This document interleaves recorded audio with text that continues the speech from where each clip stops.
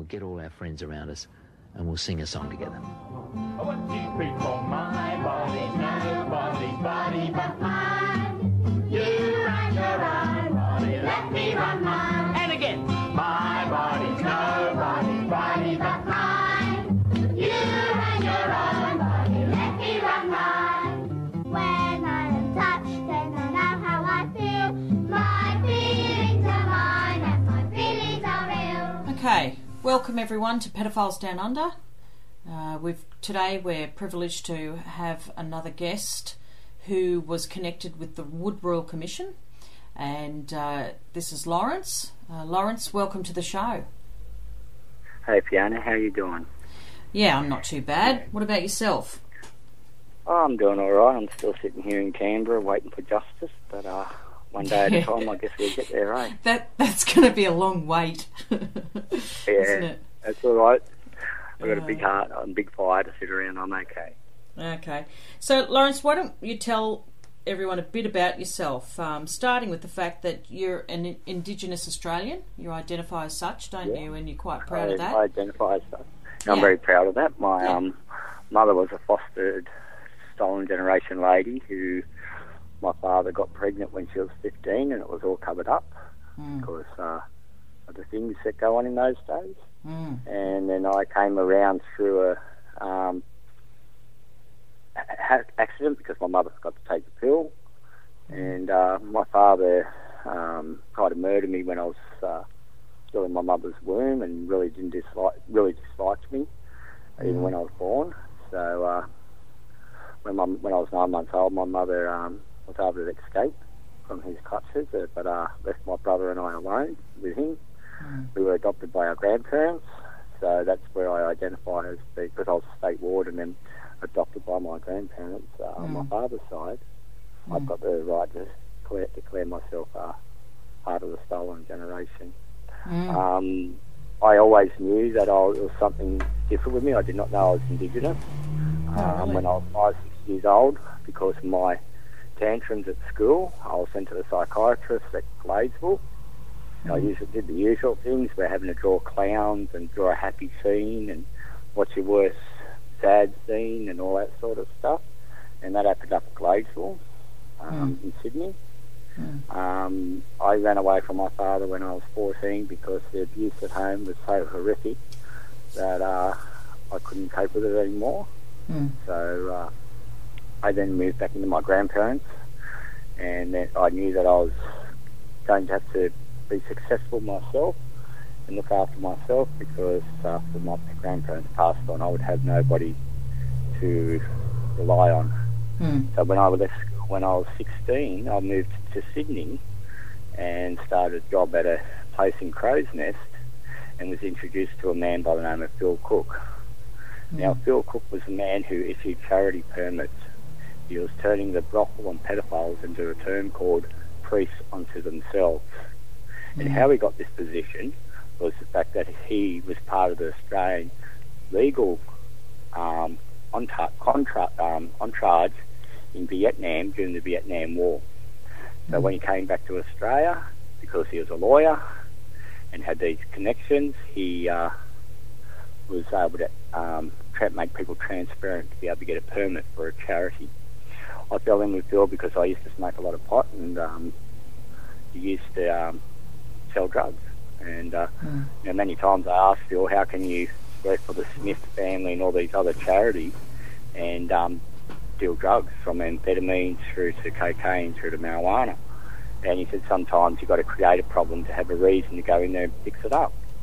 And later on in life I've seen that's what they've created again and again in Australia, is by first sending in the drug dealers to destroy people, and then sending the developers to take the land. And so when Bill informed me that on my 16th birthday that he was quite willing to pay for a 10-year-old for me, I declined, and started a bit nervous, because he then started putting pressure on me. He told me he was gay and that he was interested in me, and I told him I'm not gay. So I woke up one morning feeling pretty groggy, close to stay at his place down at Milson's Point. and woke up one morning with my clothes all tired with a sore ass. And I wondered what was going on. By this time I had quite a heavy amphetamine habit as well as pot, as well as alcohol. Just trying to cope with my grievances. Self-medicating. So I didn't, self-medicating. So I wasn't too sure what was going on. But Phil was also a member of a bike club. And this bike club has links to their first chapter house being at Birch Grove. And this house is owned by a media person over in Washington called Robert Penfold. And Robert Penfold is one of the big people within the distribution of child pornography. Penfold Wines and Penfold, that used to bring in a lot of the drugs. Bill was against heroin, but they decided to use the drug amphetamine to destroy the Australian people and be able to have access to the children, because heroin meant that people were tied to one spot, whereas amphetamine meant that they could still move around and create chaos to give them a reason to go in and fix it up. So after a couple of nights I stayed there again, and I woke up during the period of him raping me, because the whole house was just gun racks all around the house, all around the walls, just gun racks with automatic rifles, every sort of rifle there was. The front door had a prison door behind it, so you couldn't. It looked like an ordinary front door, but you opened it a little bit, and then they'd unlocked this other door, which was a prison door, so that people couldn't run in on him. So after he raped me the second time, I freaked out and ended up down at Woolloomooloo Youth Centre. And this lady by the name of Debbie conversed with me, and I told her about being raped and all that, and what had happened and how guilty I felt, and I needed help. And so she marched me into the person's office who ran the youth centre, and his name was Frank Houston. And Frank Houston was a convicted pedophile in New Zealand by a Salvation Army officer, and certain people within the Macquarie Investments and other people within Salvation Army and other places brought him to Australia to work in a youth centre after being a convicted pedophile in New Zealand. And he was put there to pick up the damaged children for them. And Frank Houston, of course, started off Hillsong Church in Australia. Yes, and now Hillsong has now migrated back to America because they are aware that they're about to come undone big time. So good luck to the American people. But when Debbie put me into the office and I explained to Phil what had happened to me, he did not want to ring the police. However, Debbie forced him to ring the police in front of her, and then she got called out of the office to see someone while he was out of the office. While she was this out Frank? Of the office. While Frank was out of the office, you mean? Or... No, Frank. Debbie was called out of the office to deal with something. Yeah. And I was left in the office with Frank Houston. Frank Houston. Alone. Yeah. So he walked around the table, grabbed me by the throat, threw me against the wall, and told me that he just rung Phil, and that they were on their way around to pick me up. I freaked out. I didn't know what to do.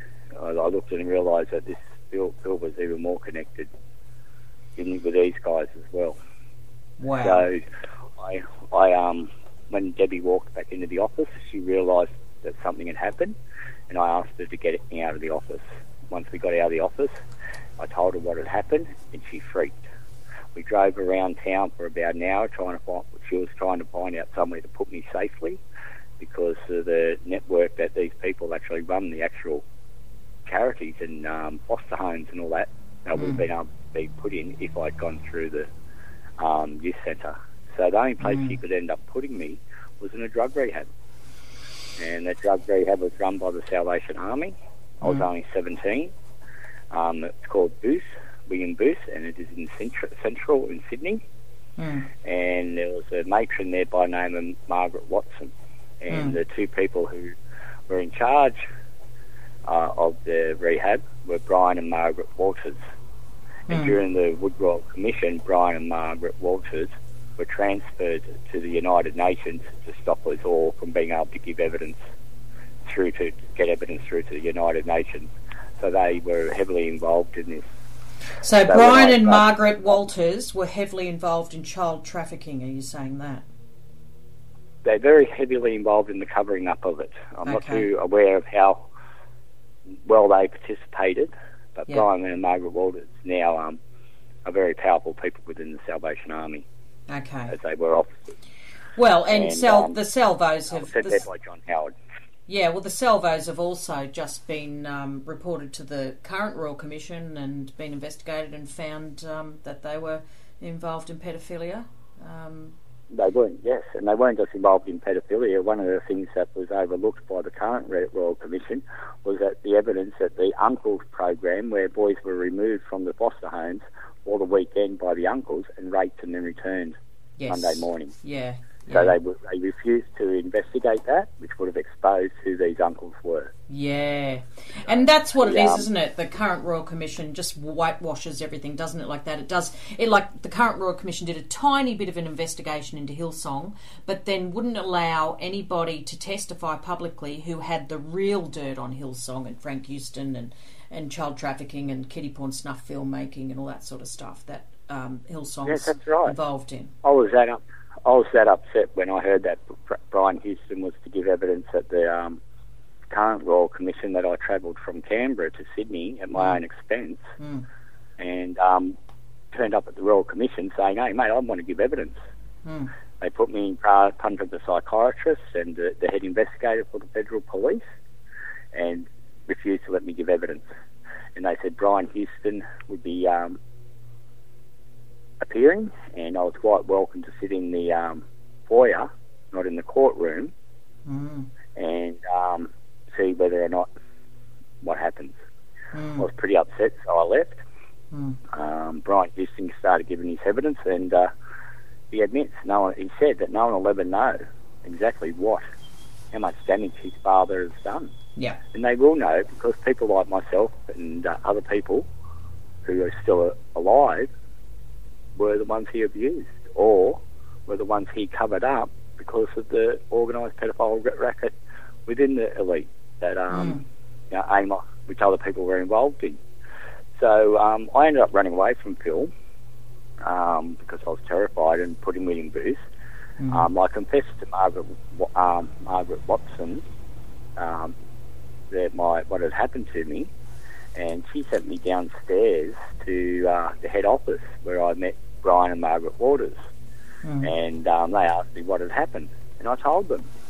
And Brian Waters looked me straight in the face and said, "Bill Cook is a personal friend of ours, and we don't believe he would do something like that."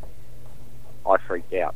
I left the rehab the next day and got myself in trouble, getting drunk and all that sort of stuff, and abusing people because I was terrified. And so I went back to my grandparents after a while and thought that as long as I hide and stay low, no one would know. However, the dreams and the reoccurrence of the programming that Phil had put me through when I was with him to actually become an enabler and all that, which I am aware of now. Back then I wasn't aware of. My guilt and fear ended up getting to me, and I ended up being put into another rehab. This rehab was actually run by Christian Life Centre. Oh no! Wow. I had not put all the pieces together yet. I was a confused kid, and I wasn't aware what I was actually up against. I thought I was up against an individual pedophile with a lot of power.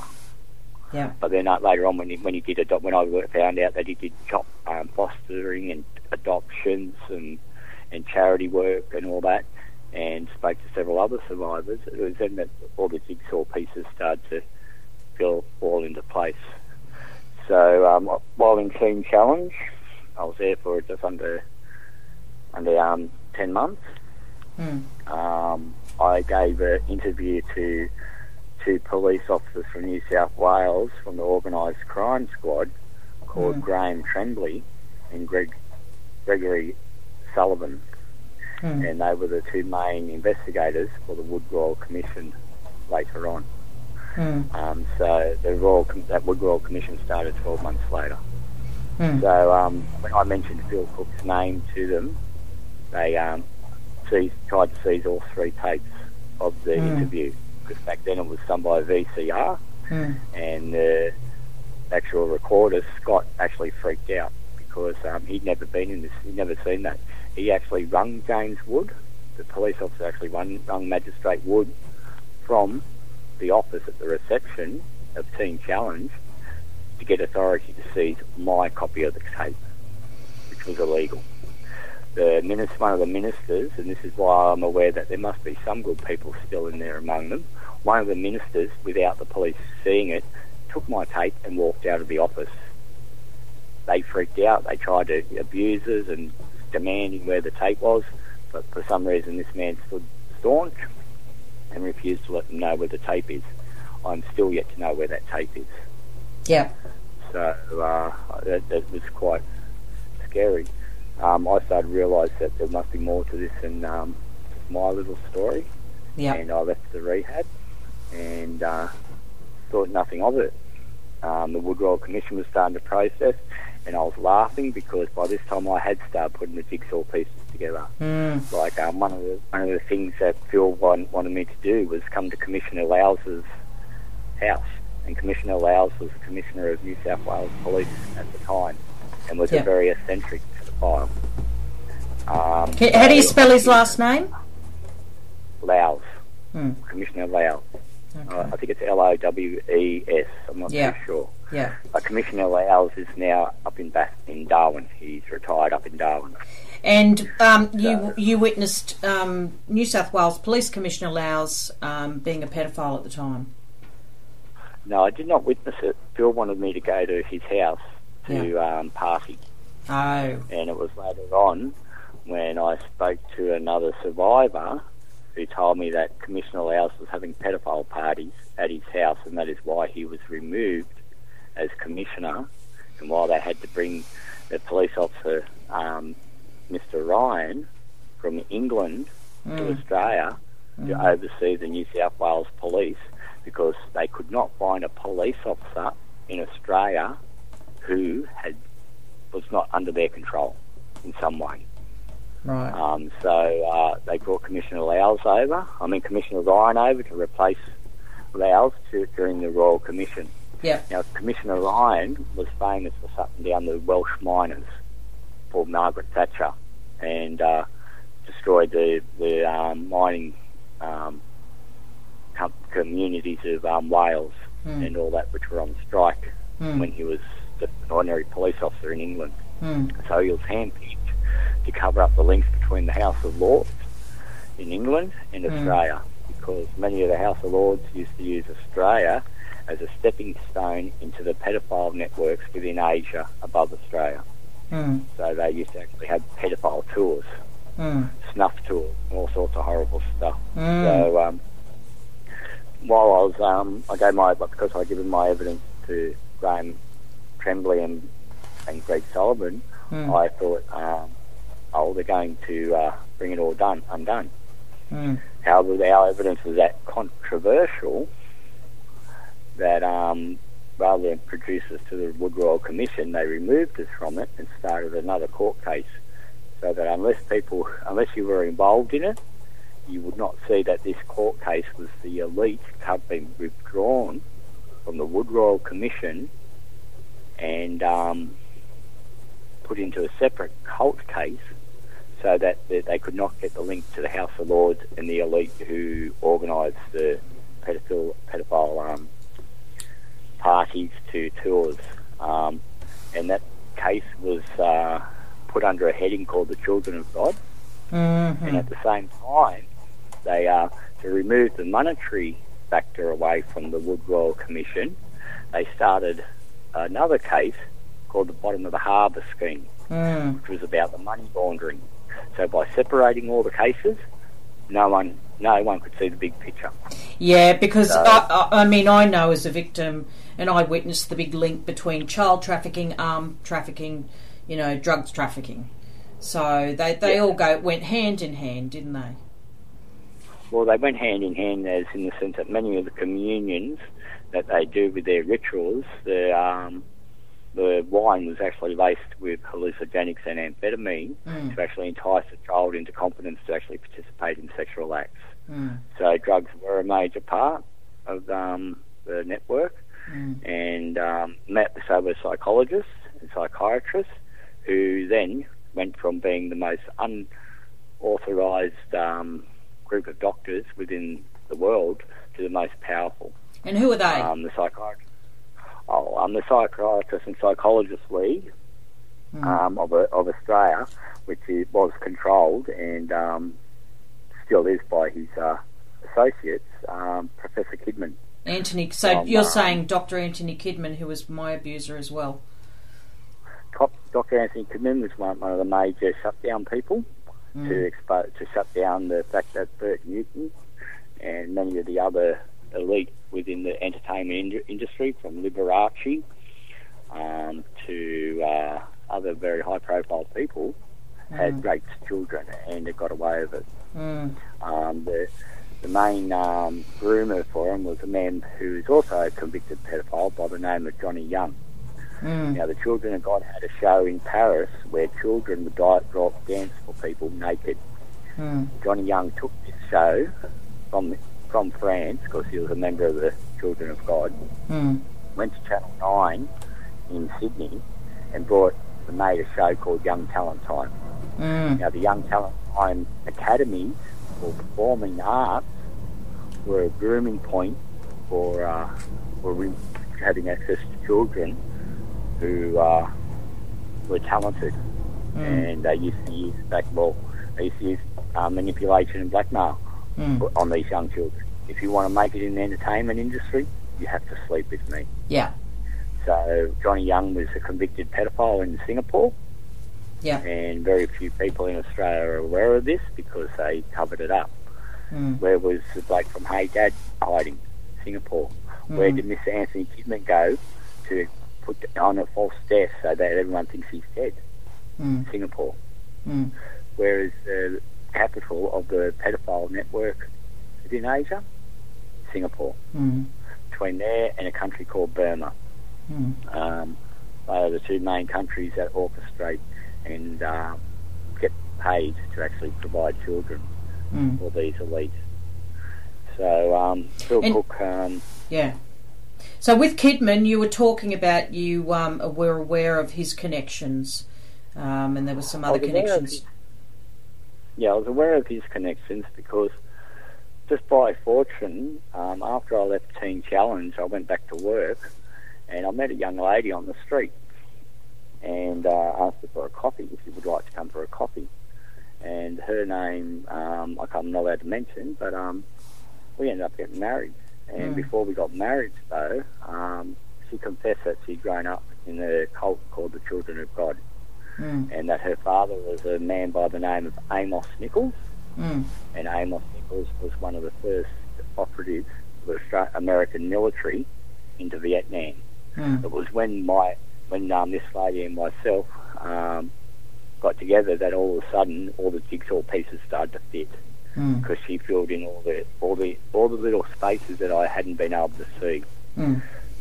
So we got married. She told me about Amos, her father, being a man who left the Waco compound 3 days before the massacre, and actually did a radio interview in America 3 days before it. Amos Nichols then went on the run. He linked up with Mr. Kidman in Honolulu, Hawaii, and because Australia had such an easy access to children legally through the adoption and foster systems, he then came to Australia and stayed in Australia for a while, had more children here, and then went to India for about 8 years to abuse children over there where it was legal. In India at that stage, it was very legal to actually buy children. So he then came back to Australia, and they were in a family house. And the family are very powerful people who provide children for abuse. And if they film it, and if you're a politician or a captain of industry, or in a position in a job that they would like to be able to have access to your information, they film it, and then you're blackmailed. Many of the Australian Prime Ministers they did this to. Many of the Australian government, people within the Australian government, they did this too. However, there are several within the Australian government who actively participated anyway. They weren't blackmailed into it. However, all the New South Wales police covered it all up because it was such a thing, because many of the magistrates were child abusers and involved in the Wood Royal Commission and were named in the Wood Royal Commission. Everyone from Bob Carr, who is a convicted pedophile. Bob Carr was Premier of New South Wales, and Bob Carr molested 2 boys in a hotel while he was in state parliament, who were the children of an aide. And this aide was going through a horrific divorce and had brought his children to work and had left them in this motel suite with several in a row that the New South Wales police had hired, New South Wales government had hired, and Bob Carr molested them, abused them, raped them. And then the father came back, his kids told him, and it was all put under a parliamentary privilege and sealed. Compensation was paid, and it was all covered up. And that's where they cover up a lot of these cases, is they actually pay money to the actual victims, and they get made to sign a gagging order, and they're gagged and they're never allowed to speak about it again. So, and many of the people from the children of God ended up that way.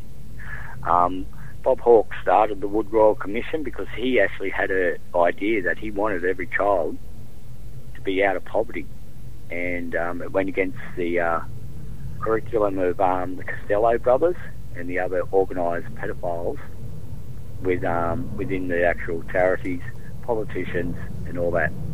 Mr. Costello ended up becoming Treasurer of Australia under the other evil pedophile connected person, Prime Minister John Howard. Costello orchestrated all the bottom of the harbour scheme through St George Bank, and that made up another bank called St George Building Society, that made a bank called the New South Wales State Bank. And they're laundering all the drug money, all the brothel money, all the pedophile money through false charities. And it was when my ex-wife told me this that I realised Phil's place. I realised he was the man who did all this.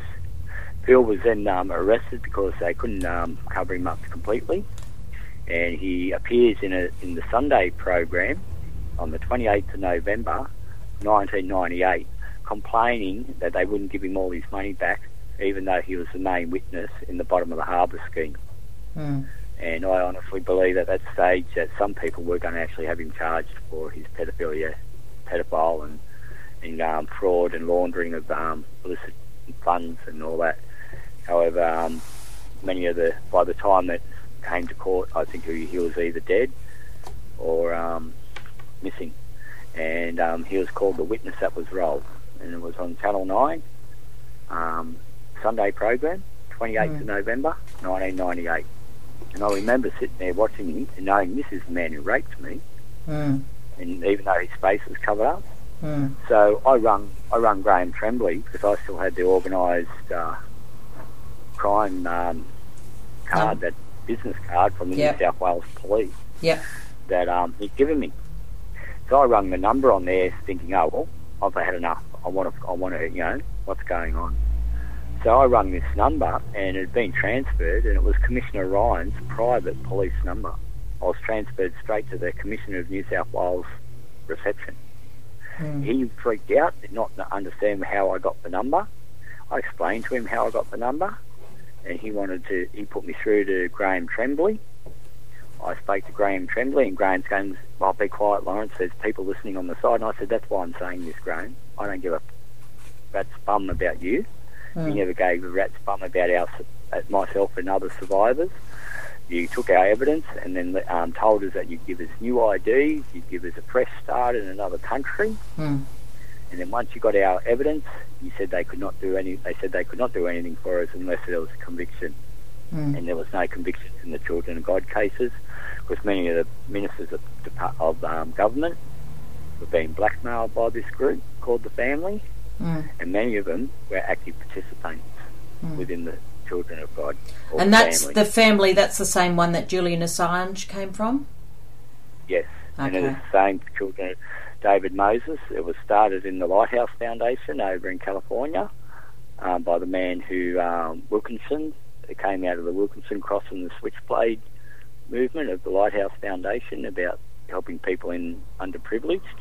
But these predators got in among them and started to abuse children. So I thought David Wilkinson himself was pretty clean. So did I. I honestly believe that he had a good intentions, but his under minions, once he set up the Lighthouse Foundation, my ex and I spoke about it many times, and we worked out that he did have a fair go. He was doing it, but when the Lighthouse Foundation went to California because of the drugs and the fact that he had admitted to participating in David Wilkinson in the book, admits the only way he could get in there was to actually participate and smoke a bit of pot with them and act like them, and then they let them in. So I'm still wary about David Wilkinson because he got into the scene of the unwanted within America, who were the drug addicts and the prostitutes and all that. Yeah. I've never... I didn't know he did that. I read The Cross and the Switchblade when I was 15, and partly why... We all read it. Yeah, but I don't remember that in it. I'll have to have another look. Yeah. Well, there's actually a movie called The Cross and the Switchblade too. And the bloke from Tips actually plays the head gangster in that movie. Yeah. Because it's all about street gangs and him going into the street gangs and trying to help them. In New York, So, in New York. So that's where the evangelistic movement, Amos Nichols had become an evangelist by then. He was also an American officer. He'd also been done tours in Vietnam, and his family owned Tonka Toys. Oh, wow. So he had a lot of work. Amos Nichols' mother and father owned Tonka Toys. It was originally an engineering factory, and Amos turned it into a toy factory when their form of engineering was not needed because they'd got better technology. So rather than close the factory and put 200 people out of work, he turned it into a toy factory. Very successful one. Models, very successful.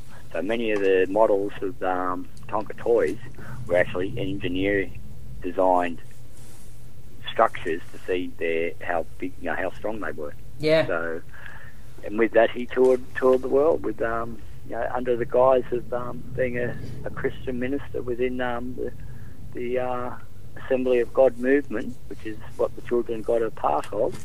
Yep. And be able to abuse children without anyone knowing. Wow. He horrifically abused his own daughter, who then sold her to other men while in India. Wow. And also in Australia.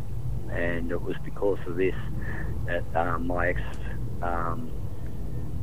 left the Children of God and actually divorced her parents to actually get away from him, because he was that connected with that many people, Amos Nichols, that the only way that the docs could protect her from him ever being able to find her was to divorce her parents. And she became the first person ever to divorce her parents in Australia. And from that pilot case, it is now possible for anyone to divorce their parents in Australia. Wow. So Graham Tremblay and Greg Sullivan came up and spoke to my ex-wife when we got married, and I flipped out. And it was then that they said to me that, if my ex spoke to them, they'd give us new identities, move us overseas, set us up. And so I actually sincerely thought that they were trying to do the right thing. So I agreed to, because my ex did not want to do it at first, really. She just wanted to go away and start a new life with us. and try and forget all the horrors, even though the nightmares and other things used to be quite horrific on her. So So you agreed again. So you believed them again that they would help you out like this if you gave a statement.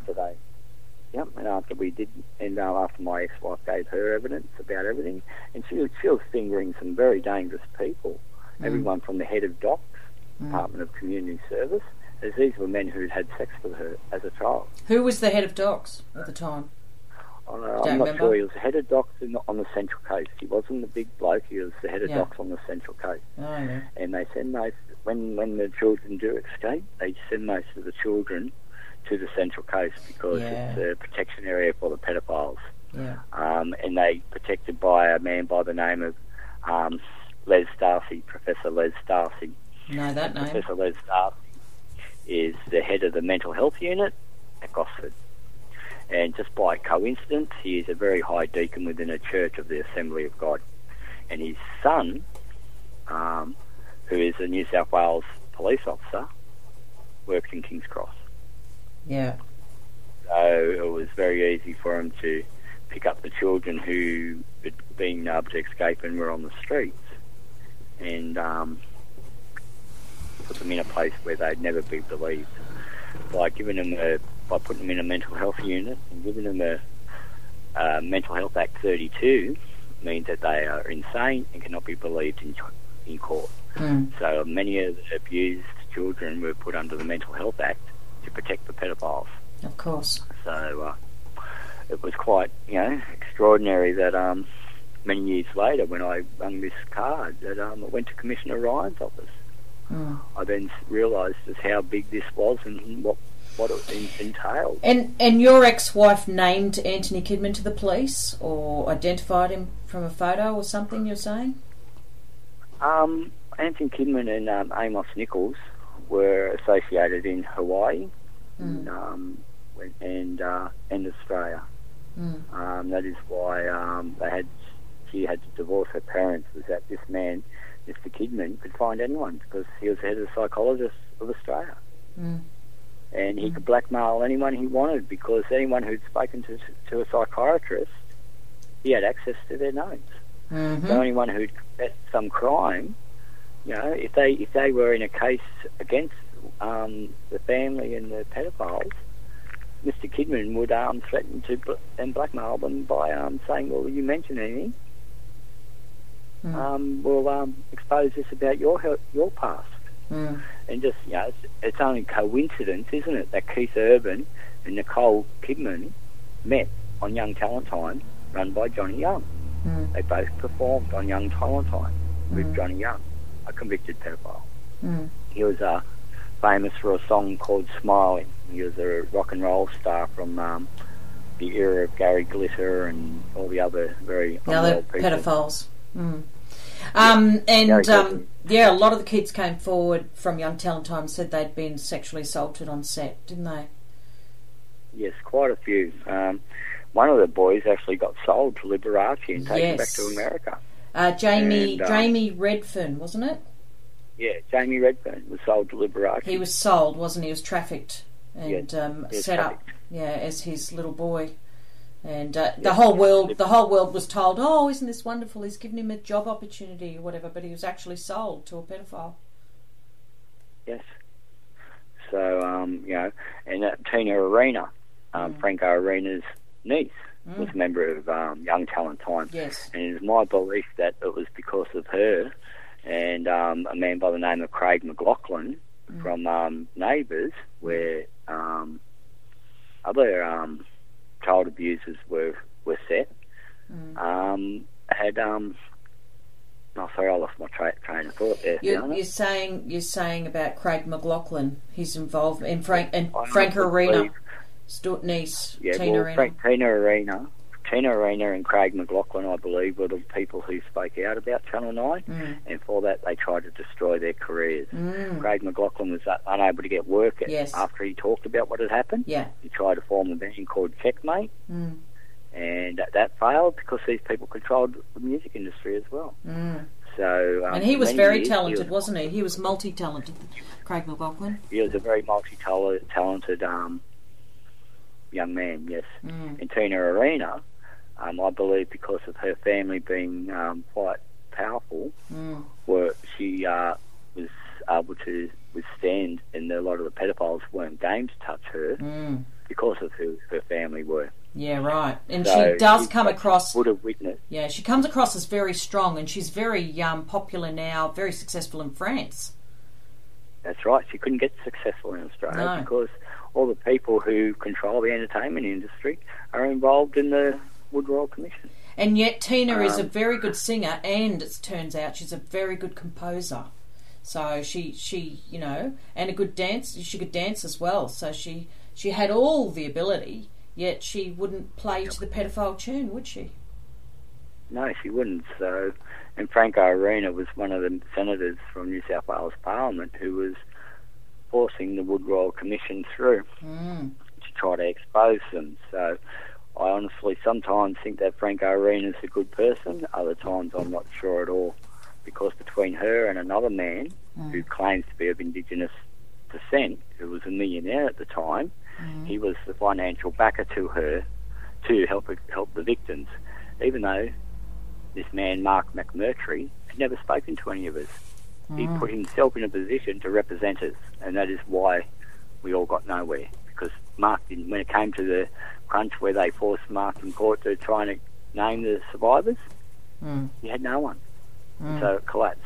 And then they destroyed Mark McMurtry, who was a millionaire, by economics, by refusing to do business with him, all sorts of stuff, until he was bankrupt. Well, the same sort of thing that the Freemasons do in a town, don't they? If you don't join up, they'll destroy your business. That's right.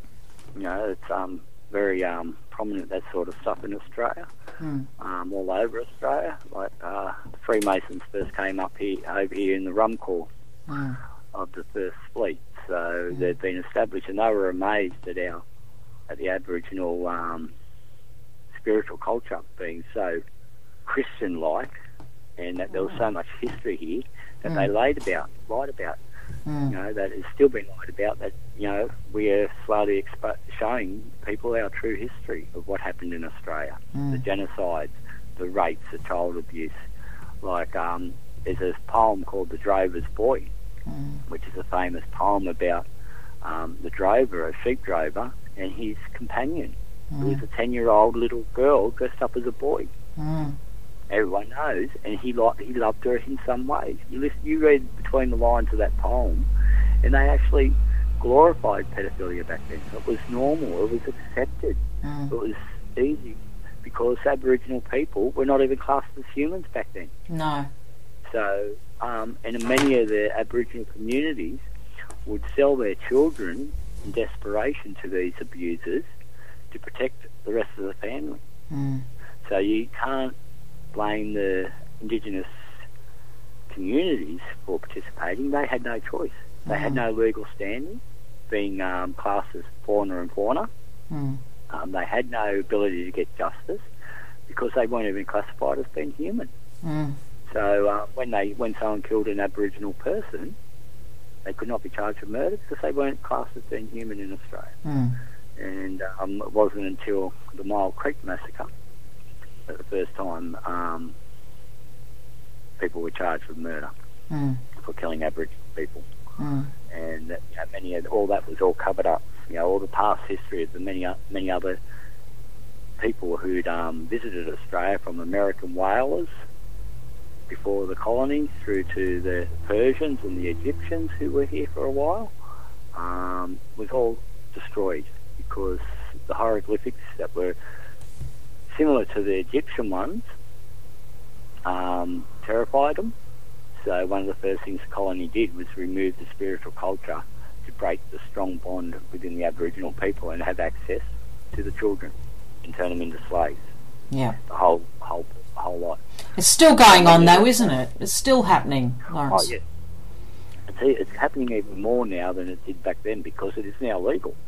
They now use people like docs and, you know, this soul and generation, sorry day stuff to be able to remove the children, rather than help the whole community or the whole family get over any issues.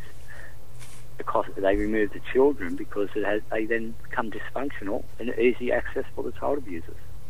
Whereas if they help the families to get out of the rut they're in, the children are safe. But no, they're not after keeping children safe. They're after having access to them to be able to manipulate and groom them into what they want them to be. So, and it's pretty hard to do that when your parents are there telling, no, I don't want my child to go through this. So, through drugs and alcohol and through the welfare system, which destroyed the Aboriginal communities because they then just sat on their laurels and accepted the money rather than stand up and fight for their rights. This current generation has picked up the gauntlet that the people who stood up in 1972 and before that,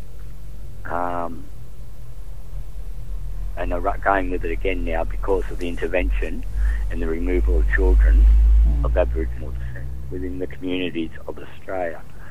So the young people have actually stood up again, and there is quite a heavy movement building between First Nations, Idle No More, and the Aboriginal Tent Embassy and its campaigners and people related to them, to the embassy, for their campaigns on saying we've had enough. And that is why the latest Royal Commission is so important. But just like all Royal Commissions, there's no convictions. The first Royal Commission that they had was the Black Deaths in Custody Commission. No convictions. The Wood Royal Commission, no conviction. Do you agree? Do you agree, Laurence, that the current Child Abuse Royal Commission is just a fact-finding mission so that they know where to plug up the holes and cover it all up? Well, what I worked out from the Wood Royal Commission and our participation in that is that this is a damage control unit. This is actually set up by the people within the pedophile unit, so to display to the Australian public that they've fixed the problem and that it's not going to happen again. However, all it's doing is legalising their crimes because it puts them under a Royal Commission seal and they get away with their crimes and they get away with taking all the money. Frank Houston and all his mates, or Brian Houston now, keep all the money. So it's actually legalised. All this Royal Commission does is find out all the evidence so that they can shut it in a case and seal it for 40 years.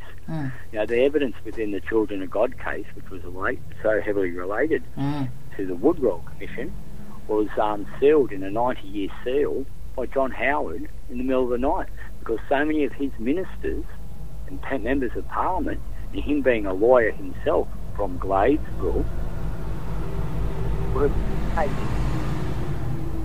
So he had to protect his treasurer, Peter Costello. He had to protect his Peter Costello's brother, Tim Costello, who runs a very big charity, because they had all the money. They tried to send the Australian, Bob Hawke to try to bring them undone, had to float the Australian dollar. Because what they were doing is they were putting all the money into charity accounts in Australia, which was set up by Phil Cook and his crew. The money goes, because it's all cash donations, so they say, it's untraceable. So all the money goes into a charity account in Australia. They set up a mission account overseas. The money is then transferred from the charity account in Australia to the mission account overseas. $1 comes out of the Treasury to cover that money. Then Peter Costello would transfer the money from the mission account into an investment account and bring the money back into Australia's investment money. Another $1 would come out of the Treasury, or the same money coming back in. So Peter Costello was getting $2 for every $1, and the only way Bob Hawke could try and slow them down was to actually float the Australian dollar. And when they did that, Peter Costello made sure that very few people actually invested in business in Australia and caused this country almost to go to the verge of bankruptcy. And that was they did that because the fact that Labor were in power, and they were going to expose them and give the power back to the people. And they didn't want that. They wanted the power within the government. And yet Bob Hawke was one of my abusers, and so many of That's Gough. the amazing thing.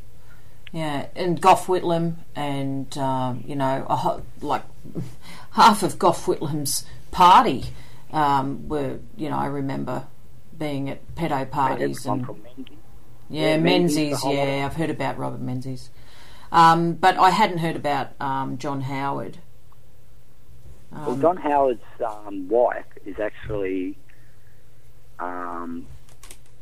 father actually was on record for murdering Aboriginal people on their property. When the Aboriginal people asked John Howard, the government, to say sorry, his spin doctors put it onto him that the Australian public had to say sorry to the Aboriginal people. Now that's not what they wanted. They wanted John Howard and his wife to apologise personally for the genocide that her father had done, that she'd witnessed. So rather than let everyone know that her father, John Howard's wife, who's the main power thing, John Howard's only a lawyer, nobody. It's his wife is the power. Who's the power broker? To hide her past genocide acts. John Howard shut it down and said that the Australian people have to say sorry, not us.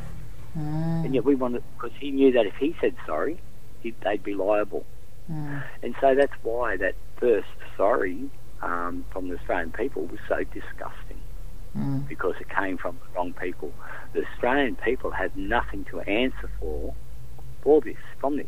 It's the government of Australia and the people within the government who are covering it all up and have covered it up for decades. The very first child abuse case in Australia was mentioned in the book called The Hangman, which was about the early colony. And it's about the executioner of the man who executed punishment for crime, because he was hated by the convicts. He was put in a special room in the actual garrison of the Redcoats. And in the book, in the middle of it, it talks about him tying up his 12-year-old daughter and raping her and beating her and leaving her tied up. And if it hadn't been for the compassion of a young junior officer within the Redcoats who cut her down and took her away, no one would ever know what would have happened. And this is actually in a history book. So it was always part of the enactment of invading this country was to actually turn everyone into slaves and into whatever they want. And that's what they've done. So, yeah. Now, let's discuss some of the names that you've mentioned to me prior to the show. So, Laurence, let's start with, you mentioned a couple of names and said, we've got to talk about John Bell and Bruce Spence. Now, those are significant names to me because, as you know, they're two of my prime abusers. So tell me what you know about John Bell. Well, John Bell was an enabler at a theatre at Woolloomooloo or Waterloo, and he did theatre acts with and educated people on, taught people how to act, many young people. And when Bert Newton was told to go away from Channel 9 when he was exposed for his prolific pedophile acts with himself and Graham Kennedy and Bert Newton's son. Is that Matthew? Matt. Bert Newton shared his son with Graham Kennedy. John Bell openly let Bert Newton come down to the theatre, and many children were abused out the back of the theatre by Bert Newton and John Bell. Is that the Nimrod Theatre? Who the parents had left there to thinking that they were safe, just like the kids who were left at the Young Talent schools. The parents thought the kids were safe, but they weren't. Many of them were told that, well, the only way you're going to make it in this industry is if you sleep with a few people, and so I guess a lot of the children did. And it's a sad thing that that's how they make it in the entertainment industry. You got to bed down with them at an early age. Casting couch from a young age, eh? Casting couch, literally, from a young age. John Bell was a person who abused a lot of the Aboriginal children off the streets of Sydney.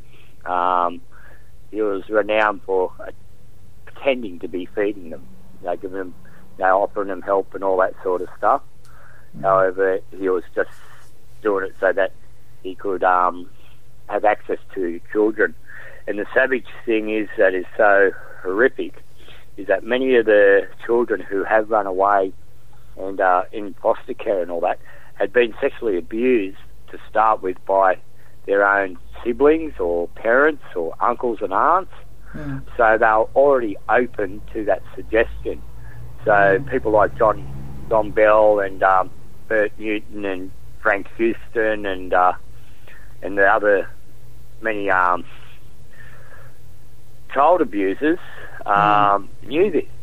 So they knew how to entice the child to sexual acts, and they knew that if they raped the child because they were unwilling to participate, then they could turn around and say, "Oh no, she's just, he or she's just doing another false claim of rape, just like they did before."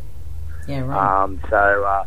Or they'll say, "Oh, the child participated willingly because they'd been raped before, so they knew what they were doing." And many of them got off by that, just statements like that. That once a child knew what they were doing in sex, then they're open to it. That was the excuse. Like many of during the Wood Royal Commission, it went to the point where they actually blamed the government. They twisted the whole case around, and one of the witnesses turned around and said, "Well, the reason I'm corrupt is because the government put me here. They expected me to." The corrupt New South Wales government, this was so prolific that when the Premier Rand took over the government, no one wanted to be Premier because they were all terrified of the criminals who actually ran the Parliament of New South Wales. And so no one wanted to be Premier, and finally they coerced Neville Wran into it. And Neville Wran is an original Balmain boy. And Balmain is the centre point for the pedophiles. Alan Jones established himself in Balmain. And many of the people who played for rugby union knew that he was openly a pedophile. Alan Jones, the cases at King's College were all covered up out of embarrassment that these wealthy people's children had been molested by Alan Jones while he was a PE teacher there. And they were that ashamed that rather than have him done over, they covered it up because they didn't want their children to be known as having been abused. So Alan Jones was a pedophile even then. He groomed children at the church, at the school. He received love letters from some of the students at the school. Alan Jones then went on to become captain of the rugby union of Australia because he was such a blackmailing sort of person, and had got himself into that position. And when he was in France, he was actually found in a motel room with a young boy having sexual relations while he was coach of the Australian Wallabies rugby union side. He then threatened to expose it all, and because they were going to jail him in France for it, they wanted him. And he actually blackmailed Kerry Packer to actually get him out of the jail in France and bring him back to Australia. And it is still one of the mysteries of today as to what Kerry Packer paid or did to the French court to have them release Alan Jones on bail. And as soon as he came back to Australia, he never ever went back there to face the charges. So, the case was, I don't know what happened with that case. But Alan Jones was also found having sexual relations with young boys in toilets in England as well, just before that. Everyone knew he was a prolific pedophile, but back in the 80s, it was so prominent among the communities of Australia because it was accepted but never spoken about that he got away with it. People didn't care back then because so many of them had either been abused themselves or were abusers. And, that was one of the things that I found very shattering, was that many of these people like Royal Powers turn around and say that they were abused. Well, I was abused and I never became an abuser. So, it's these people who say that they're pedophiles are born that way. I'm sorry, it is a learned condition. They taught themselves to be sexually aroused by those sort of things. And that's a learned behaviour. It's not a natural behaviour. So, and Don Lane was the same. Don Lane was a prolific pedophile, horrific American pedophile who had numerous cases of child abuse against him that were dropped because of intimidation of the witnesses and the actual victim by Don Lane's criminal friends. He wasn't called Don for nothing, the Don. It went to the point where one family were able to be strong enough to actually force the police to arrest him and have him charged. And while the New South Wales police were coming through one door of the Channel 9 network to arrest him on the set of the midday show, which by coincidence Bert Newton was very prominent on, and other police had rung Channel 9 to inform them that detectives were coming there to arrest him for pedophilia. So he was thrown straight on a plane and taken back to America until the case was paid, till the case had gone through and the victim had been paid off in gag money. And then he was brought back to Australia, but by then no one wanted to know him. He'd been ostracised by the good people within the industry communities of industry, and he never ever got another chance in Australia because people were just fed up with him.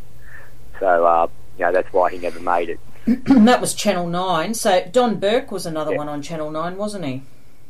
Oh, Berkey was a prolific. Berkey lost his fortune through paying gag money to the many, many victims of his sexual orientation for children. That was the main reason why Carey never ever let him come back to Channel 9, was the fact that he'd been done for so many times for pedophilia, and it was covered up.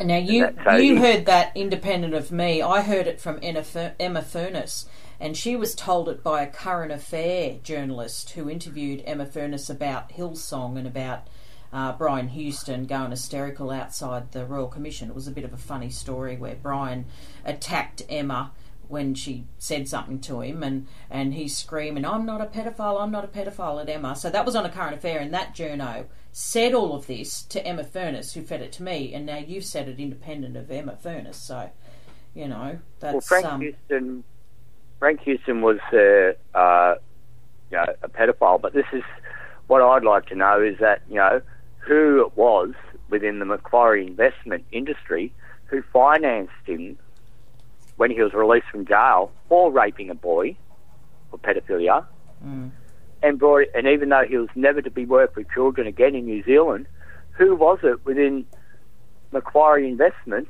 where Malcolm Turnbull, the now Prime Minister of Australia, sat on that board, who financed him to come to Australia and cleared his record to run a youth centre? Yes. Who was it? And also... Macquarie Investment, the bottom of the harbour scheme. The bottom of the harbour scheme is now the Panama Papers. Yeah. It's all in. And that's linked with Bond University and Alan Bond, that Macquarie Investment place. And Malcolm Turnbull used to be paid a fortune every month in consultation fees by Bond University, which, goodness knows, we thought it was a bit of a money laundering organisation, to be honest. So it was Australia's first private university, and it's so corrupt, incredibly corrupt and pedophile infiltrated like you wouldn't believe. So that was Malcolm Turnbull and Macquarie Finance involved there too. So, yeah, very interesting. It also involved Malcolm Turnbull's wife when she was a member of Sydney City Council. Many of the child kiddie brothels were opened because she cleared them for a business licence, and then the fire warden cleared them or when he did the fire inspection. So rather than, the business would be registered as a laundry, for example. So, he'd go in there and he'd see it set up as a brothel.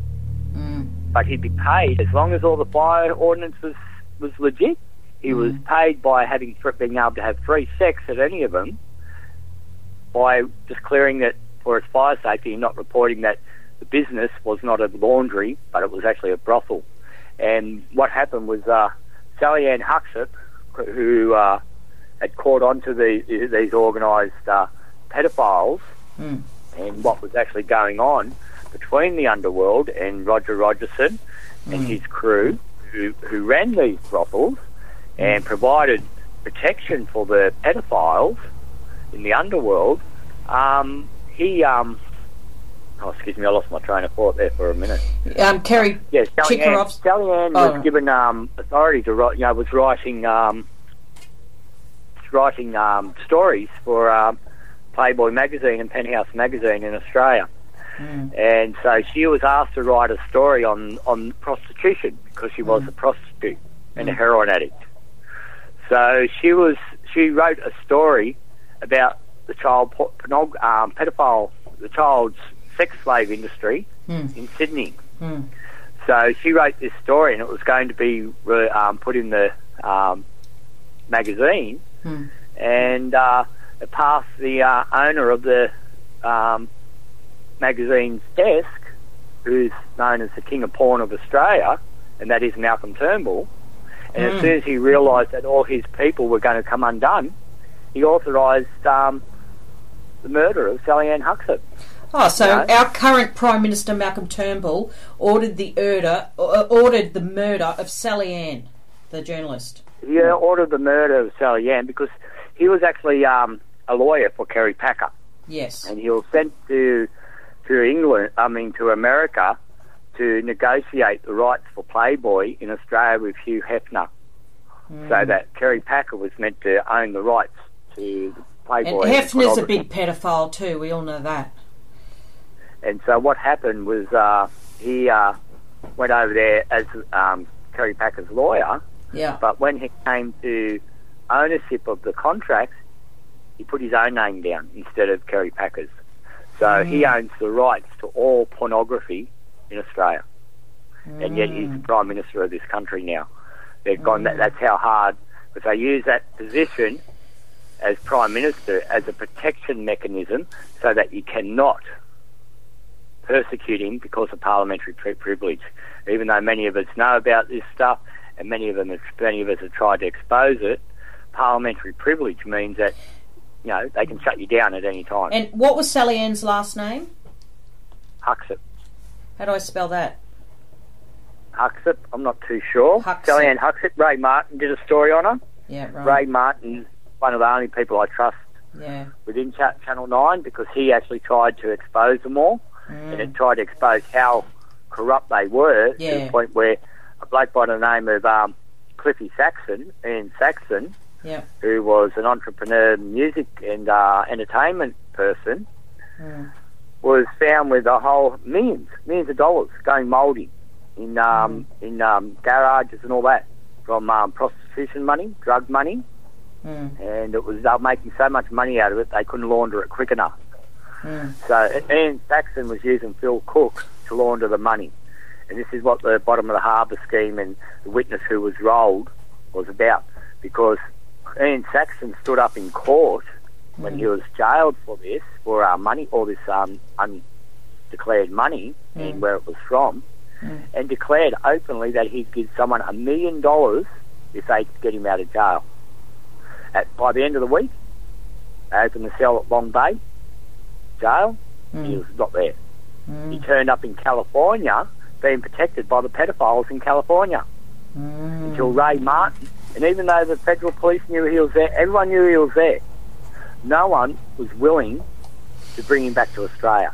So Ray Martin went over there with 60 Minutes and exposed him, and that embarrassed the government. But even then, Ian's case was covered up, and he was never charged with any of the events apart from tax evasion. So and Ian Saxon did time for that, and yet who let him out of jail? How do you leave a cell in one of the most secure prisons in Australia, Long Bay. Mm. And yet he came back to Australia, did his time, and is now a free man.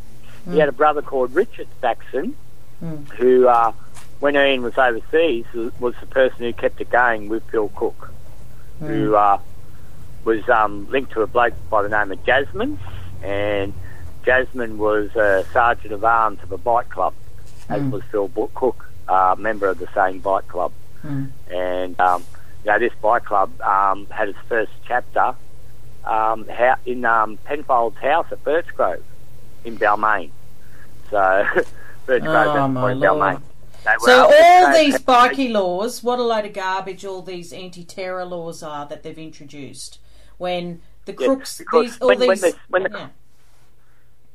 when the club found out what these people within their club were doing, they threw them out and were actually after them themselves. They were disgusted with what was going on. They had no idea, so they say. And 99% of the blokes within the biker community that I've met and know are totally against this sort of stuff. They're the sort of blokes who end up picking up the children and trying to put them back together because they end up destitute and nowhere. And out of the kindness of these people's hearts, because they know how hard it is, they try and protect the children. And yet the Australian government doesn't want people to protect these children. So any group or culture that tries to protect them gets attacked and persecuted and shut down. So I've got a lot of time for a lot of the bikers. A very lot of time, because they've been willing to stand up and say enough's enough, and support a lot of people in being able to speak their story without being fear of being threatened or hurt, or other people around them being hurt, because they're standing up and talking the truth. So there's a lot of stuff about Malcolm Turnbull that is shady. The Panama Papers is one.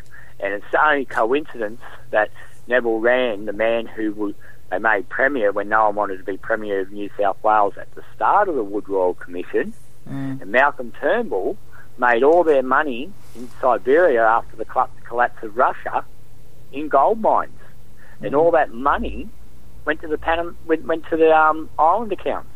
You know, here's an Australian government that chased an icon of Australia, Paul Hogan, demanding to know how much money he has in accounts overseas so that they could tax him on it, and almost send him bankrupt and destitute in Australia, seized everything off him because they were saying, "Oh, you're hiding money overseas, that's tax evasion," and they hunted him all up for years, and he opposed them, and it almost bankrupted him.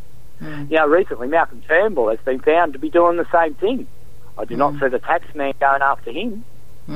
Where's the equal justice in Australia when an icon of Australian TV, Paul Hogan from Crocodile Dundee and all that, gets chased for tax evasion, and yet Malcolm Turnbull recently got shown to be involved in the Panama Papers, and nothing's been done.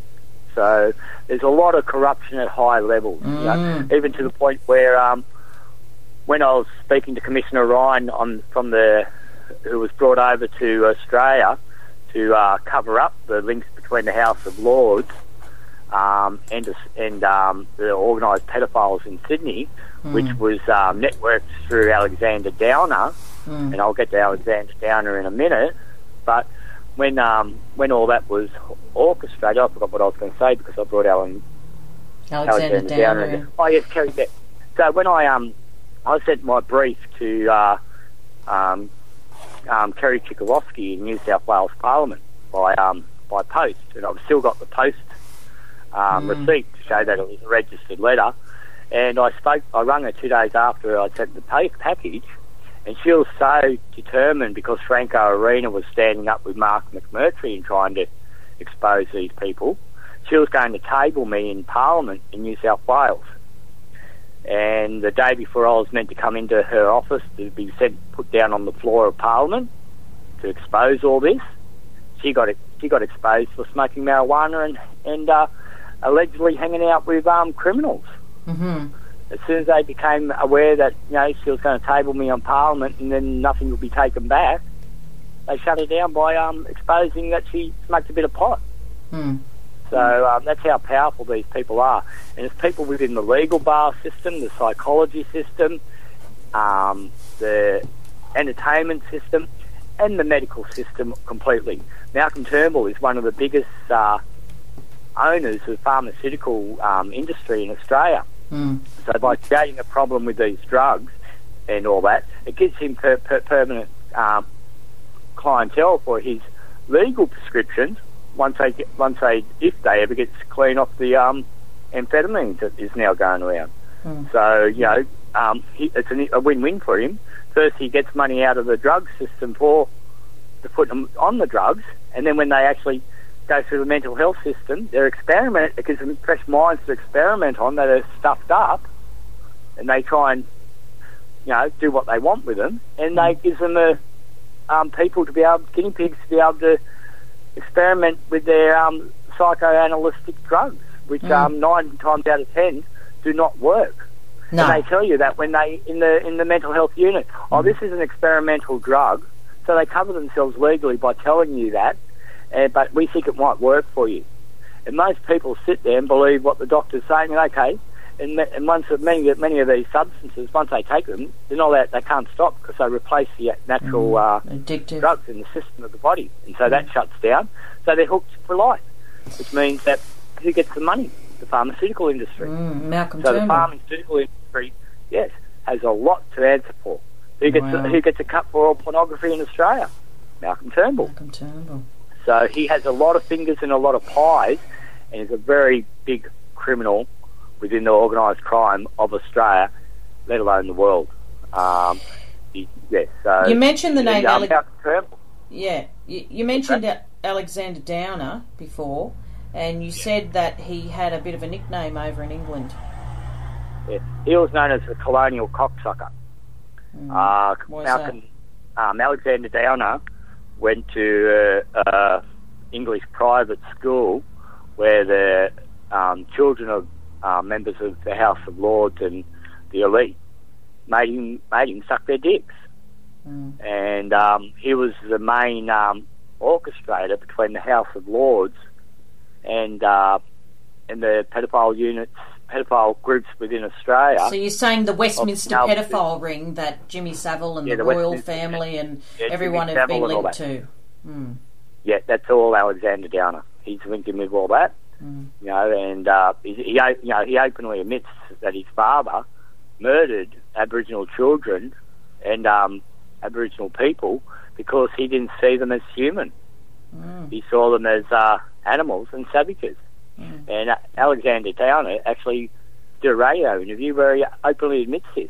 And his father was the ambassador for Australia in England, and that is why he was at this private school.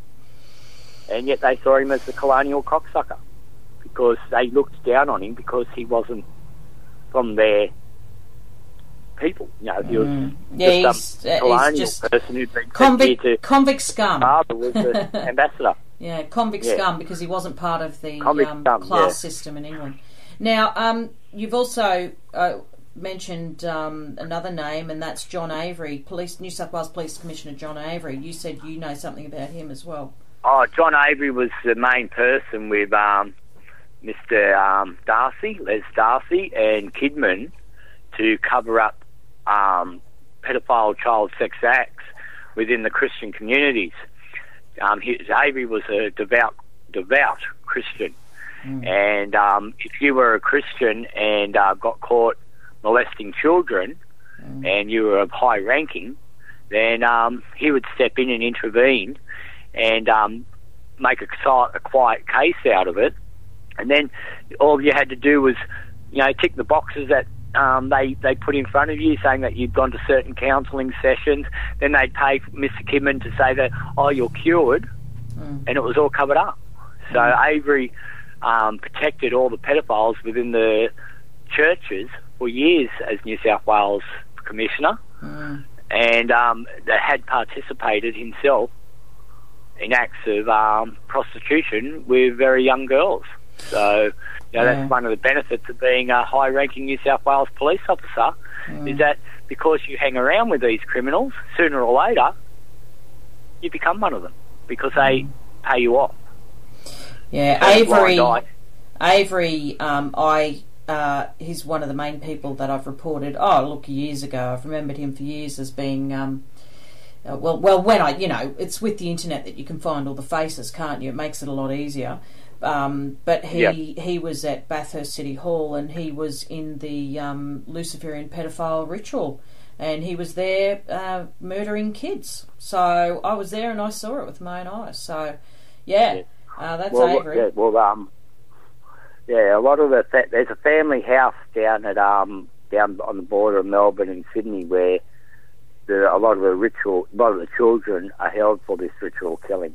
One of the most famous cases of cover-ups is the Beaumont children. That was organised pedophiles. And, there's a town out the back of South Australia that's a fly-in, fly-out zone where they actually keep the children in the houses, the kidnapped children, where millionaires and all that would fly in, do what they want, and then fly out. There's only one road into this town, one road out of this town. And if you try and go into this town, they'll let you come in, but you're very unwelcome. Yeah. And it involves might not everyone in leave. the town. Might not leave. Now, got some other names here. John Laws, our famous 2GB radio. Oh, the man with the golden voice. Yeah. No, John Laws was not the man with the golden voice. John Laws was known within the community as the man with the golden arm.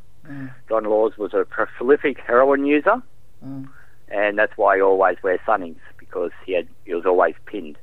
He overdosed several times, which is recorded by the New South Wales Ambulance Service, who in the end refused to visit his property out the back of Yarramalong, which is out the back of Wyong, on the Central Coast, which is where Les Darcy put all the children, because he was so abusive when they revived him from his heroin overdoses. So he tried to get help for his drug addiction many times, as did Neville Rand, but failed. And John Laws was renowned for child abuse with young people out at his farm at Yarramalong. He'd invite them out for parties out there, and where the children were raped and either murdered or drugged up that psychotic that no one would believe them once they're released back onto the street. And it's only coincidence, so that whose property is nearby? Neville Rand. I think John Bell also had a property out there. Yes, a lot of them do. They're all around there. Somewhere around that area, going up there, yeah. Well, Yarramalong Valley is there's one road in, one road out of Yarramalong Valley, and there's a cockatoo at the start of it near Woodbury's Inn. That as soon as you go past a certain point, everyone in the valley is informed that an unknown car is coming down the road. And John Laws owned the last property on the very end of Yarramalong Valley, to where there was a locked gate right next to a house, and this house observed every person who came in and left that property, and this gate was locked, and you had to go to this house to get the key. But once you got the key to that gate, you entered John Laws's property, and it was a world unto itself. And over the other side of the ridge was access to a lot of the other properties going through YE right through to Muswellbrook. And whose famous property was at Muswellbrook? Kerry Packer. So it was very... well, he was a huge pedo. Did you know about Kerry Packer being a pedophile? The only thing I'd ever heard about Kerry was that he had abused one of his nieces. And that was the only thing that I'd heard about Kerry. However, Kate Fisher and Jamie Packer got into a bit of an incident where they had a threesome, which is the reason why Kate Fisher was forced out of the family, Packer, and had to sign a waiver saying that she'll never speak about what she saw at the Packer household. And part of her compensation by Kerry Packer for this silence was the most elite brothel in Bondi. Oh. That was part of her compensation. She owns the most elite brothel in Bondi. Nice. So that was the payoff for being the fiance of Jamie Packer, and getting Jamie Packer to jump into bed with another man and herself, and this poor bloke had to run and hide. He was a local hairdresser in Bondi, who Kate Fisher had relations with before. So and poor Jamie was pretty drunk and high, and when he came to and realised what had happened, he was disgusted with himself. Right. And it really hurt him mentally, and so that's why Kerry Packer had Kate Fisher thrown out of the family and tried to hunt this hairdresser to make sure that he never ever spoke about it again. However, I've never ever heard of what happened to that hairdresser. It was but he was terrified. I was told that he ended up running away to New Zealand. So. So that's so another link to all of this is John Singleton, who bought 2GB, radio station. John Singleton is a prolific pedophile, heroin dealer, and outright criminal. But John Singleton was only the front man. John was only the person up the front.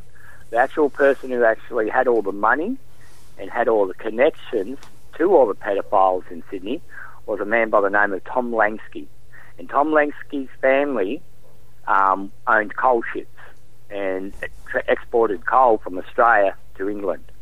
And so he was came from a very wealthy family, and Tom is now passed away, and John Singleton is that prolific within being known as a pedophile that even though he owns the stadium in Gosford where many of the football teams from the National Rugby League play, he has been rallying for years to get a team on the Central Coast in the NRL, National Rugby League, and the reason why they refuse to is because John Singleton is linked to them. Because he owns their home ground at Gosford, they do not want him to have any participation in the NRL because of his pedophile acts. The same thing with Alan Jones.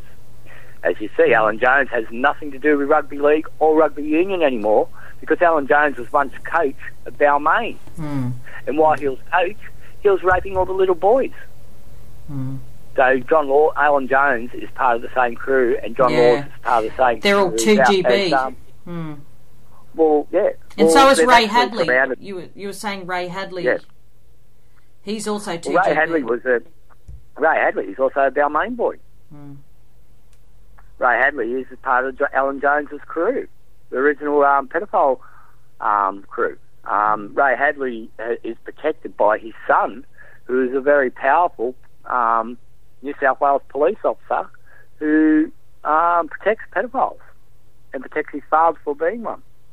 So the whole of 2GB is just full of it. The only person I have concern for who has recently gone to 2GB is Ben Fordham, because in 1999-2000, when I decided to try and pull this up about the Children of God cases and the Wood Royal Commission, I was fed up with just hiding from them and having to live in pubs and all that and work in building industry, under the radar and just keep my head down and hope that they left me alone. He was the main person who... What was it? Ray Hadley? Who was it I was talking about, Fiona? There's so much in my head. Oh, you were saying Ray Hadley's son was a New South Wales police officer. Yeah. Well, that 2GB have recently taken a man in who actually filmed me, got a cameraman from Channel 9 to actually film me going into Surrey Hills Police Station, and because I had a warrant for my arrest for unpaid fines and all that, and I wanted to hand myself in, but I was terrified that I wasn't going to come back out. So I actually approached Ben Fordham and asked Ben to help me. And Ben was willing to help me, and he did. He thought he was disgusted with it. However, after he had me filmed and I got bail, have a guess who bailed me? Frank Houston. What? And I was terrified. I flipped. I'm thinking, well, do I stay in jail and possibly get murdered, by these pedophiles, or do I let Frank Houston, who was then an officer again within the Salvation Army and was the court support at in Central Court in Sydney, and he put his hand up to bail me, and then he threatened me outside the court, and he put me in Foster House, the Salvation Army's men's hostel in Sydney, and that's when I kept talking to the detectives, and a detective by the name of Brad Young, who was part of Commissioner Ryan's personal police force that he brought over from England, because he had to bring his own police force, had to bring his own secretaries, his own inner circle, because he couldn't trust any of the New South Wales police.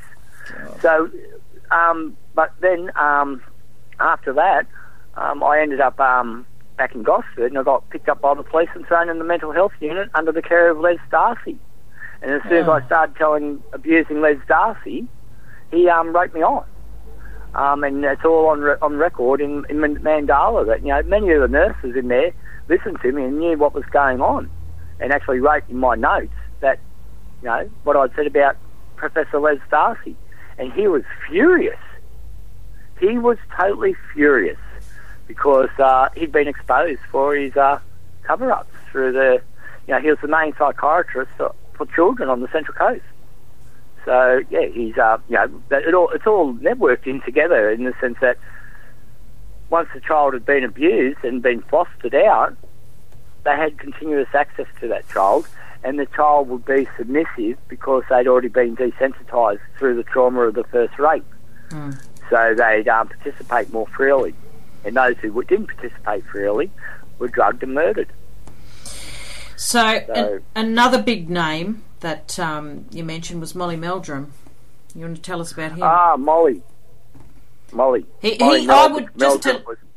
the Jimmy Savile of Australia by the sounds. Of course, Countdown, hosted many Countdown of the bands in Australia. Many of the bands in Australia did not make it because they refused to participate in child sex acts at Molly Meldrum's parties. Molly Meldrum was a prolific child abuser, and you can tell the good bands who were not pedophiles or did not turn a blind eye to pedophilia, because they're the ones who never ever made it on the show Countdown. They never made it on Countdown, and they were bands like Cold Chisel, The Radiators, Rose Tattoo. One of the best men I've ever seen who actually tried to expose with Ray Martin the prolific attacks of children in Angry Anderson. Channel 9 was Angry Anderson. Yeah, he was Male the real got a lot deal. of time for that man. He was the real deal. He wanted them all exposed. Yeah. And I've got a lot of time for that man, and a lot of time for him.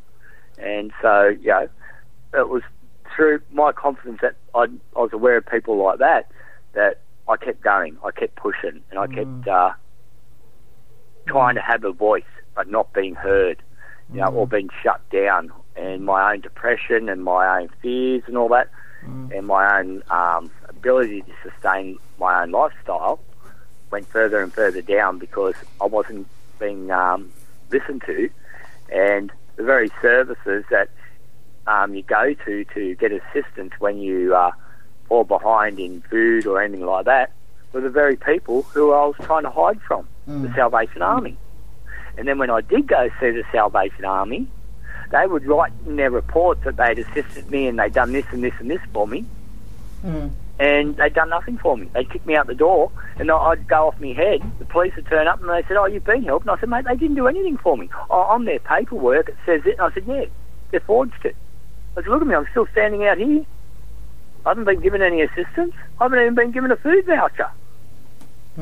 So, I've got a lot of time for Angry Anderson and his stand against child abuse. And should be thanked for what he's done to try to help. So another high-profile person in the entertainment industry is the actor who played Elvin Purple, Graham Blundell. You know something about him too? Yeah.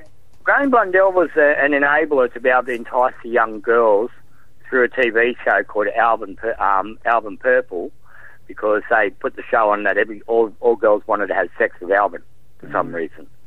So because that was the persona of the TV show, was him having sex with all these women.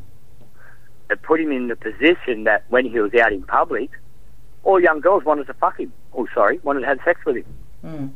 So he was one of the main enablers who took young girls and boys to the pedophile parties. And they would openly participate because of the programming that they'd watched through the Album Purple show. You know, it was a subliminal enticement to be sexually active at an early age with adults.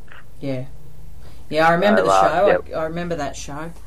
I wasn't allowed to watch it much, but I remember catching it. Now,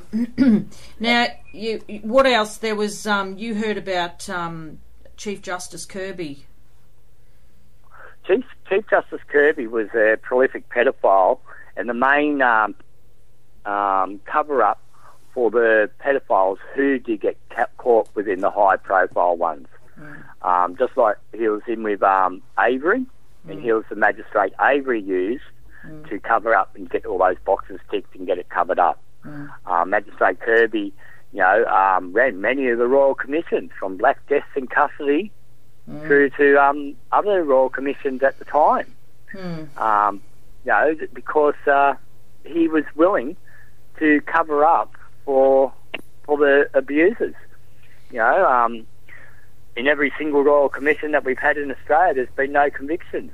From the Black Deaths in Custody Royal Commission through to the Royal Commission into the Wood Royal Commission into pedophiles and corruptions within politicians, entertainment and business, all right, which is the Wood Royal Commission. Magistrate Kirby, Magistrate Wood answered to Magistrate Kirby on that. Magistrate Kirby nominated Mr. Wood because he knew he could not do it himself because of his past relations with covering up pedophiles. And if that had come out during the commission, if one of the children had stood up or anything like that, it would have destroyed the commission. So that Wood was hand-picked because he was also an abuser. Mr. Wood had an extreme bad alcohol issue, and in his drunkenness had abused several children, and they got away with it. So, he was quite a... There's a daughter of his that I hear has gone missing. He had an adopted Euro-Asian daughter who, once she was spent, they murdered her when she was about 13. Yeah, I wouldn't be surprised. Kirby was quite a ruthless man. The actual New Commissioner South Wales Wood, police This is Commissioner Wood. Yeah, Commissioner Wood. The New South Wales police used to have a contingent of officers who just look after the magistrates to make sure... You there? Yeah. Yeah, to make sure that the magistrates did not publicly embarrass the legal system. And the magistrates knew this, so they could get away with whatever they wanted, and Commissioner Avery and his crew of pedophile protectors would protect them. And one of those main pedophile protecting police officers was Ray Hadley's son. Right. So that's where they covered up for each other. Now, Commissioner Wood, you said he abused his own daughter who's still alive. Well, I've been told that he abused his own daughter, who is still alive, and actually participates quite heavily in activism within the communities of Australia, and has used her position as a hiding spot, and has actually threatened me if I spoke about Mr. Wood. I can't think of her name at the moment, but she is quite known within the communities of campaigning for human rights and Aboriginal rights within Australia. So I'm not sure whether she supports her father or actually is against him. But yes, it was told that he had abused his own biological daughter as well. And you wanted to cover something as well. You wanted to just talk about Bill Cook and Amos Nichols and their involvement, their military service background, and their involvement, Amos's involvement in the CIA. Well, Well, Phil Cook was part of the Australian legal team for the Australian military in Saigon during the Vietnam War. So he was associated with Amos Nichols, who was also one of the first, who was a military officer who went through American military officer training school, and I was told that he was also an elite member of the CIA, and that he was actually one of the first operatives into Vietnam to organise the drug industry. And he was one of the main organisers of Pol Pot to actually try and create the utopia society. The CIA are still seeking the perfect way to control man, and they do that, it's called the Superman syndrome, to make the superhero, to make the ultimate warrior, thing, and that was a carry-on of Adolf Hitler's and the Nazi Party's experiment of making the ultimate soldier from the Second World War. Many of the scientists who participated in this mind control programming during the Second World War for the Germans were actually put under the Operation Paperclip and taken to America, continue these experiments to be able to control the masses of America through subliminal messaging of acceptance through programs on TV. Think about it. They don't call it program for no reason on TV. You're being programmed to believe through images and word to accept certain things and just say it's normal for society. And by getting people aware of it before they actually get exposed to it in reality means that they're going to be more accepting of it. I saw that they're doing it on TV, and the way they do it in the movies, there's nothing wrong with it. So if they want to do that in real life, let them do it. So, it turned a lot of people away from being able to stand up and expose, the cases like Alan Jones, the cases like Liberace, and Jason, when he actually bought a boy from young Callantine and took him back to back to America. Liberace, around the one we said, Jamie Redfern, Jamie Redfern, So, Jamie Redfern started out on young Callantine. Liberace and Johnny Young were good friends. And Johnny Young being a convicted pedophile in Singapore that was covered up in Australia. It just shows that there's more and more links into the entertainment industry in America than what people realise. And it is because many of the main players are now dead.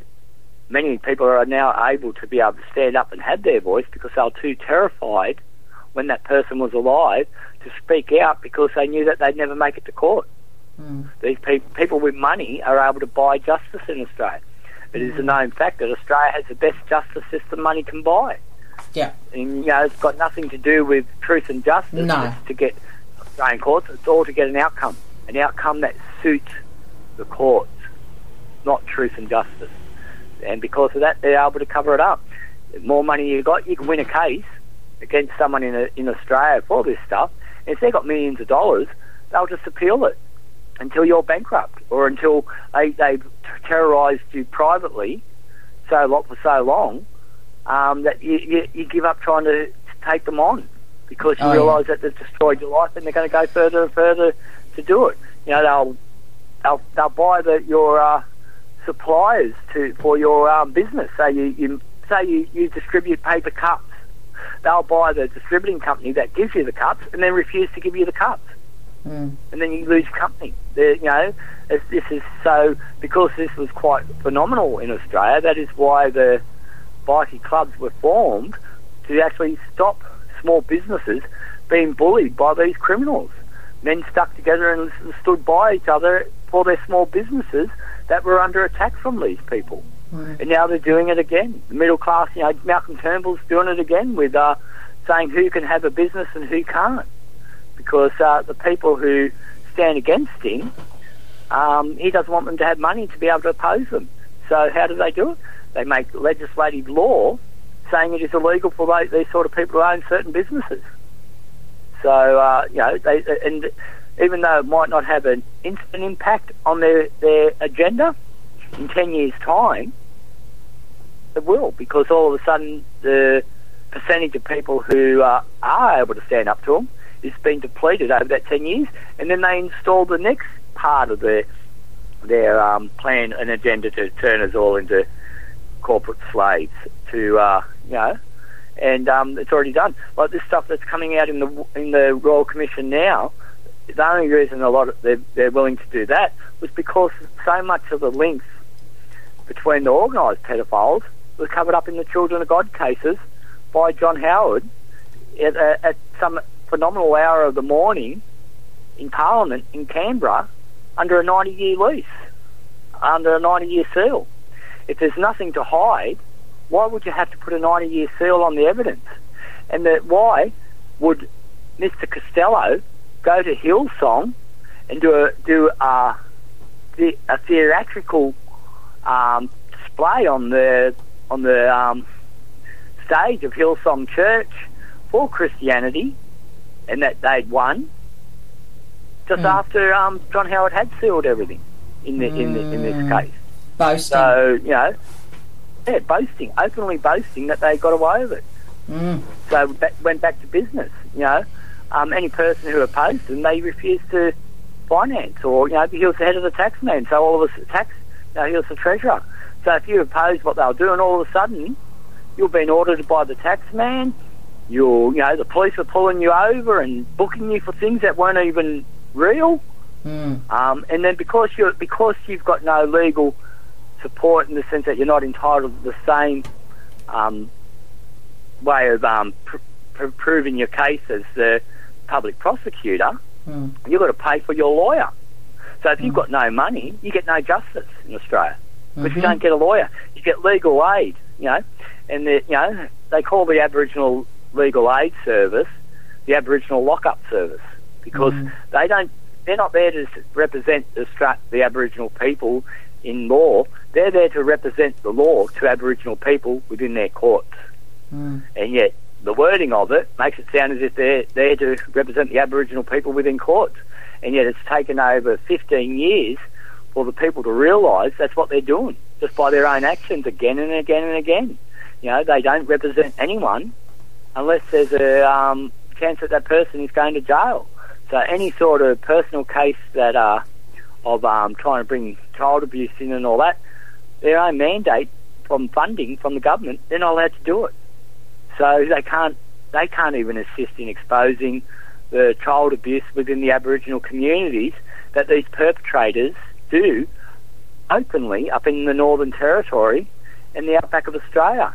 These are managers of communities within white communities, within Aboriginal communities, who hold the keys to the supplies, to your dole, to everything. It's just like having a ration card or being a mission Indigenous person from with no rights 40 years ago, 50 years ago. So if you want to pass, then come out the back, little girl, and come see me out the back, and I'll write that pass so you can leave the mission. But if you don't come out the back and see me, now you're staying on the mission. Now they've gone the opposite way, and they've removed everyone from the missions into the town camps so that they can actually take the children from them, rather than because they're not living up to the quality of standards of living within the Western world, within the town camps. And yet they're given no assistance, they're given no money, they're given no support, no housing, no nothing. They're just taken off their homelands and dumped on the side of the town. And they're not, they're not even allowed to. So many of them lose their way, and they become alcoholics. They get drunk. They see other people within the community doing this stuff, and so they do it, and then they get caught and persecuted. And yet when they turn around and say, "Oh, Joe is doing," "Oh, well, mate, prove it," and they can't. So there's a very strong, old, ancient culture being destroyed by these events, because by removing them from the homeland, the children are vulnerable. If they're on the homelands, they decide to stay on the homeland, then they're still not safe there, because what happens is the docs workers come in and say, "Oh, you're not sending your children to school, we're going to remove them from you and put them in school. Oh, but can't you send a teacher out to us? Oh, no, that'll cost the government too much money. No, we'll take your children and put them in school. And that's what they do to people who do want to sit upon their homelands to protect it for native title. They threaten to take the children off them because they're not being educated in the Western world. And once the children are away from their parents, they lose their protection. So they latch onto the first person who acts nice to them. So, and that's usually an enabler or groomer within the education department. I Who know. then says, Yeah. "Oh, I'll look after you. Come here, little boy. Yeah, Come here, little I girl. know I'll of look cases after you." I know of a lot of cases in Northern Territory where pedophiles within the education department, and the pedophilia goes right to the top of the education department up there as well, just like it does in New South Wales and Queensland. Yeah. The education system in Australia was actually set up by a pedophile, and that was Commander Walpole, who was an American slave trader who was commissioned by the English to bring convicts to Australia, because he already had ships set up to carry human cargo, because he'd been part of the American slave trade and was running slaves to America. So Walpole actually set up the education. You have a look at the Walpole family within the education department of Australia. They founded it, and they founded it through opening the first orphanage of Australia for children, and that was Mount Penang Boys' Home. That used to be a child's orphanage, because after Walpole destroyed the path of rights of the Aboriginal people by massacring and murdering them, of the warriors, he was then given the position of the governor of the orphans. So Commander Walpole then went back to England, emptied all the orphanages in Scotland, Wales, and England and Ireland of all the children, brought them back to Australia from England, set up Mount Penang Orphanage, and the children were day labour to the local farmers. And there are many cases of child abuse by these farmers. Now, that man's family run, for many years, the education department. You have a look at how many Walpoles are on the Board of Education. Yeah. And yet many of these children died by self-inflicted strangulation. You read the reports for the deaths of the children out of Mount Penang Boys' Home, it's a maximum security boys' home now. Yeah. Yeah. You have a look at the early transcripts of children who, say, had fallen out of a tree and broken a leg or something like that, and all of a sudden they died of self-strangulation. No, the only doctor was in Sydney, and they were only a child. They weren't going to send for a doctor for a child, so they choked them and killed them because it was too expensive to get the doctor to come up to the orphanage. So, Walpole, the family of Walpole, have been instigators of child grooming and programming for these child abusers since the founding of the education department. And because of that, it's covered up. I've dealt with a lot of. We're just coming up to the hour now, but we have to finish up now. But I have, and this is for another show, I suppose. I've dealt with a lot of victims from Mount Penang and Darrick Boys' Home, and various boys' homes where they've actually were prostituted, and you had quite a number of the people that we've been talking about today used to visit these boys' homes and have sex with boys or take them home and whatever. But that's another show, Laurence. We've come to the end of this one, and I think we could. I think we need to do another show. Hey, this is just crazy. Yeah, that sounds great.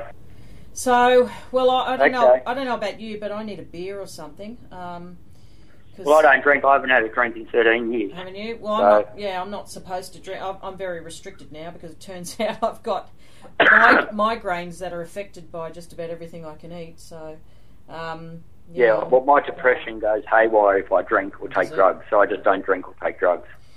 Well, I'll tell you what, my brain is just mush now. I'm what can I say? The more people I interview about all this sort of thing, the less I realise I knew. So I just want to thank you, Laurence, and I just want to make it known to people that if anything happens to any of these people that I've interviewed, Laurence, myself, it's because of what we've just spoken about.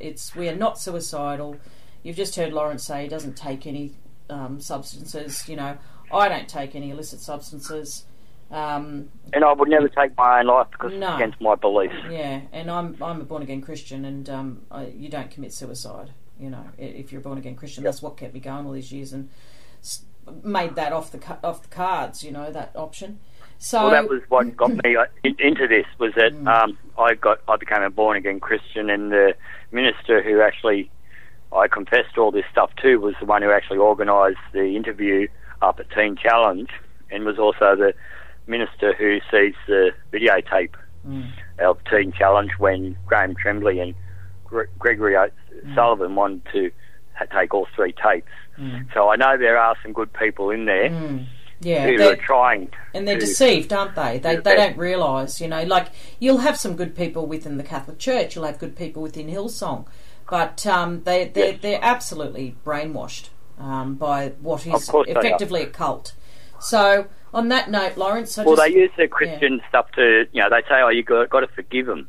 Yeah, I know. You've got to forgive them. And the other one they say, to cover it up. And the other one they say, just quickly, the other one they say is, how dare you, you know, mess with God's anointed? You know, like Frank Houston was God's anointed. You know, I mean, that's just cover up language. That's just if you talk that about something that's been in the papers, then you're a pedophile protector. That's all you are. You're not a Christian. Yep. So thanks very much, Laurence, and we'll leave it there. And let's do this again, hey? Yeah, for sure, Fiona. Okay. And I hope everyone understands that. We are trying our best down here in Australia to expose this international pedophile ring that links Europe, America, North and South America, Canada, and Australia. And a lot of it went through a little island called Tahiti. Yeah.